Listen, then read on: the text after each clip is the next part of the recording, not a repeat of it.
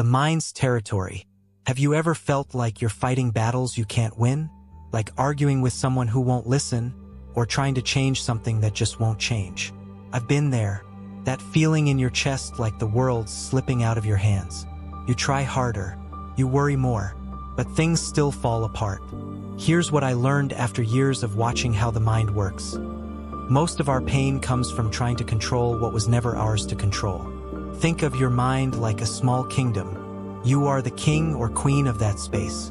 Inside that kingdom, your thoughts, your choices, your actions, you have power. But outside that space, that's not yours. That's someone else's land. The Stoics figured this out a long time ago. They didn't try to control the world, they learned to rule their own minds. Let me give you a real example. A woman I knew, Sarah, spent years trying to fix her husband's drinking problem. She begged, argued, cried. She hid bottles. She made rules, but none of it worked. He didn't change, and she was breaking inside. Why? Because she was trying to control something that wasn't hers. His choices. What was in her control? Her boundaries, her responses, her decisions. This doesn't mean we give up or stop caring. It means we stop wasting energy on things we can't change and start focusing on what we can. You can't stop the rain, but you can carry an umbrella. You can't change someone else's thoughts, but you can choose your words and your tone. You can't control traffic, but you can control whether you show up angry or calm. When you try to control everything outside of you, it's like pushing against the wind. You just get tired and frustrated. But when you take charge of your own mind, your own actions, that's where real strength is. The Stoics called it the dichotomy of control. I like to call it knowing your territory. Rule what's yours. Let go of the rest. That's not weakness. That's freedom. And when you master your own space, your mind, no storm can shake your peace. Swimming with the current. Have you ever seen someone get mad at the rain? Or yell at traffic? Or complain non-stop about something that's already happened? It never works. I've seen it over and over again, people fighting life itself. They waste their energy trying to change things they can't control. And the truth is that fight only brings more pain. There's a term in psychology called cognitive dissonance. It means your brain gets stressed when reality doesn't match what you expected. So what do most people do? They argue with reality. They deny it. They blame others. They refuse to accept what is. But the Stoics knew something we often forget. Acceptance isn't giving up, it's being smart. You can't control the current of the river, but you can choose how to swim. That's power. That's wisdom. I'll tell you a story. My neighbor Tom lost his job at 55. He had worked there his whole life. And when the company let him go, he didn't take it well. He got angry, sued the company, cut off old friends. He stayed bitter. He was so focused on how unfair it was that he couldn't move forward. His wife, though, she accepted it. She didn't like it, but she faced it. She got a small job. They moved into a smaller house. She encouraged Tom to start building furniture again, something he loved doing before work took over. She didn't fight the current. She swam with it. Here's the lesson. Life won't always go your way, but how you respond makes all the difference. Some things in life are like waves. You can't stop them, but you can choose whether to get dragged or to ride them. Acceptance doesn't mean you're weak. It means you're wise enough to stop fighting what you can't change. It means you can finally use your energy for something useful. You don't have to like what's happening, but if it's real, you need to deal with it, not deny it. You can't grab everything that floats by in the river of life. Some of it is trash. Some of it is treasure. Let go of the trash. Hold on to the treasure. When you stop wasting energy on what should be, you start finding power in what is. That's how you swim. That's how you move forward. The anchor of now. Have you ever sat in one place, but your mind was somewhere else? Your body is at work, but your mind is stuck on a fight from last night. You're eating dinner, but already stressing about a meeting next week. You're here, but not really. This is how most of us live. Our bodies are in the present, but our minds are stuck in the past or lost in the future. And that's where a lot of stress comes from. Your past may bring guilt. Your future may bring fear.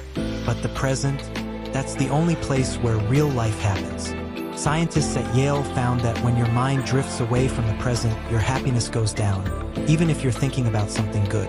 The more we wander in our thoughts, the more we lose touch with what matters right now. The Stoics understood this long before science proved it. They knew the present moment is all we ever truly have. Let me tell you about Elena. She was always worrying. In the morning, she replayed old arguments.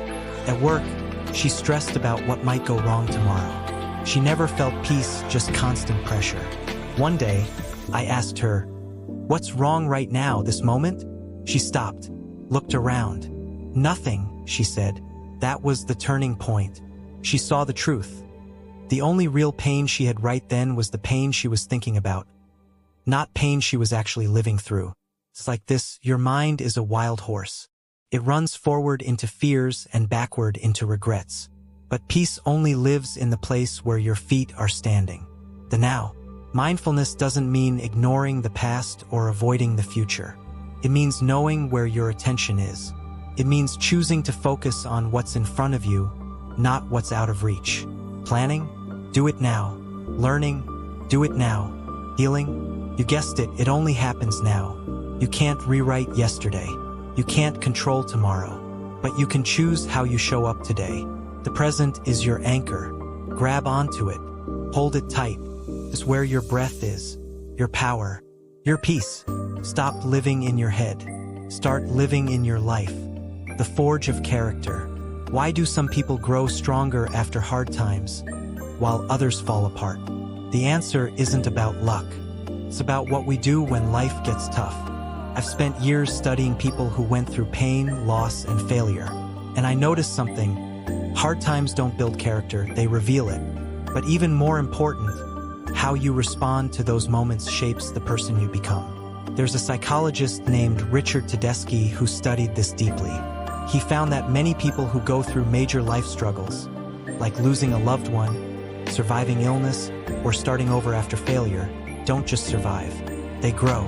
They come out stronger, wiser, and more focused. That's called post-traumatic growth. But it only happens when people decide to learn from pain instead of just suffering from it. Think of character like metal. Metal becomes stronger when it's put through fire and shaped under pressure. That fire is hard, but without it, the metal stays weak. I knew a man named David. In 6 months, he lost his job, his house, and his marriage. At first, he did what many people do. He blamed the world, blamed others, waited for life to fix itself. But nothing changed. Then one day he asked a better question. Not why me, but what is this teaching me? He looked honestly at his choices. He had ignored problems in his business. He had stopped showing up in his marriage. He had lived beyond his means. It hurt to admit, but that honesty was the start of his growth.